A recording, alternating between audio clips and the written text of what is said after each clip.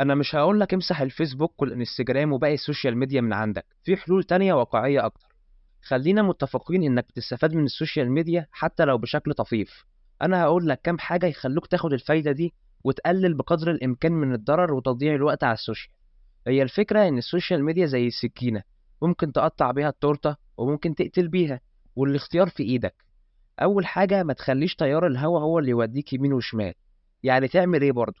من دلوقتي ابدأ الغي متابعتك للصفحات اللي بتنزل بوستات تافهة مثلا، اللي بتضيع وقتك على الفاضي، أو حاجات بتأثر عليك نفسيا زي بيدجات الأخبار والحوادث. بس في نقطة، انت تعمل كده بشكل تدريجي. يعني ما تدخلش تدور على البيدجات عشان تلغي متابعتها، لا لا. وانت بتقلب عادي قبلك بوست فيه الكلام اللي قلتلك عليه، هترفع عينك على الصفحة اللي منزلة البوست وتعمل لها انفولو. وطبعا بيجيلك اقتراحات لبيدجات تانية، شوف هي مناسبة معاك ولا لا. لو مناسبة يبقى اتبعها على طول، لحد ما تحول التايم لاين تدريجيا لصالحك. والموضوع ده هياخد اسابيع مش في يوم وليلة. والكلام ده هتعمله مع باقي الابليكيشنز التانيين وخصوصا الانستجرام. تخيل كده عملت الحوار ده مع الاكسبلور على الانستجرام، وخليت اللي بيطلع لك فيه على كيفك وبمزاجك مش بمزاجهم هم، وانت فاهم قصدي كويس. انت ممكن تحول التايم لاين لبوستات وفيديوهات تفيدك في المجال اللي انت شغال فيه مثلا، وخصوصا على الانستا والتيك توك.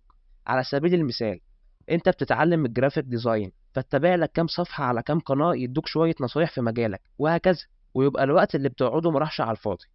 اقول لك على حل في حتة تضييع الوقت على السوشيال ميديا، بس دي عايزة إرادة منك شوية. وانت قاعد بتقلب في تليفونك، لو بصيت فوق يمين او شمال هتلاقي ساعة وبالدقايق كمان. تحسب بقى، انا فتحت التليفون مثلا الساعة 5، يبقى 35 دقيقة لازم اسيبه.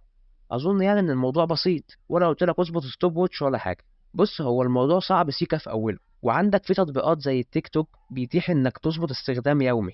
ادي كلها حلول. خد اللي يناسبك واللي يريح. ونصيحة برضه، خلي اكتر وقتك على اليوتيوب، هتستفاد اكتر، اسمع مني. وبدل ما تتكلم شات مع صحابك، انزل الشارع اتكلم معاهم لو في إمكانية. نحاول نخلي حياتنا طبيعية بقدر الإمكان مش مصطنعة عشان ما يجيش على دماغنا في الآخر. سلام عليكم.